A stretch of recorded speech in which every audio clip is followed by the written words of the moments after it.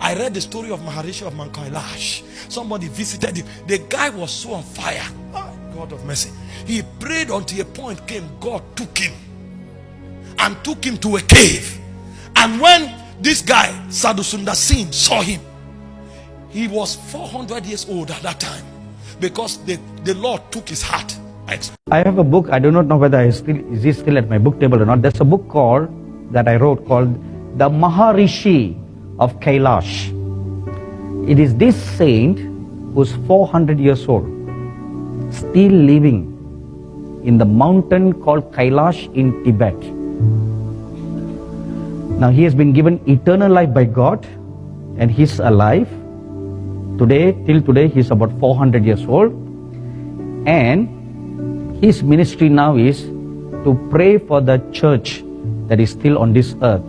So he travels in the spirit, because his body at that time when the Lord visited him was 105 years old, and he couldn't physically move out anywhere.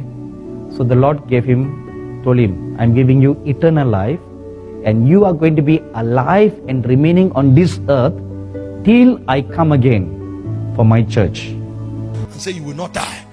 And when he met him in that mountain, the guy was naked, but every hair on his body was as long as his height. So he was clothed with hair, and the guy fell and fainted. He thought he met a white beast. And when he woke up, this man did some things and woke him up. And he said, who are you? He said, wait, St. Francis is here.